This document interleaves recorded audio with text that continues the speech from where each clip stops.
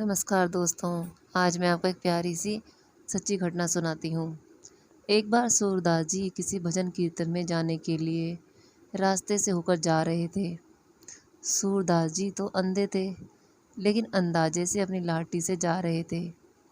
तभी अचानक हवा पलटी और सूरदास जी रास्ता भटक गए और एक कुएं में जाकर गिर गए।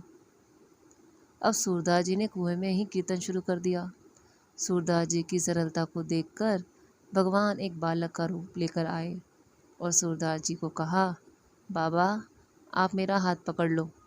सूरदास जी समझ गए, आ गए मेरे गिरधर गोपाल। सूरदास जी कहते हैं, मैं तो अंधा हूँ, मुझे आपका हाथ कहाँ दिखेगा, लेकिन आपको तो मेरा हाथ पता है, तो आप ही मेरा हाथ पकड़ लीजिए। अब सूरदास जी का भगवान ने हाथ पकड़ लिया और सूरदास जी को बाहर लेकर आ गए। अब सूरदास जी ने भगवान का हाथ पकड़ लिया और उसे बाहर लेकर आ गए।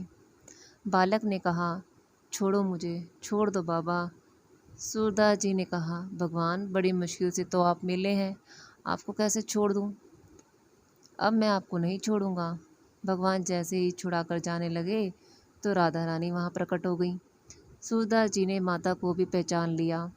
भगवान श्री कृष्ण राधा को रोकने लगे, मत जाओ, बाबा पकड़ लेगा, मत जाओ।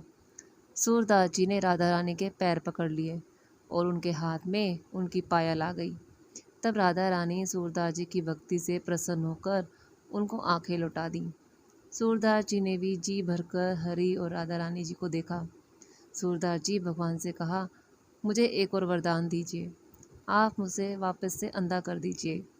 अब मैंने आप दोनों को देख लिया, अब मुझे इन आँखों से और किसी को भी नहीं देखना। दोस्तों प्रेम से कहिए राधे राधे।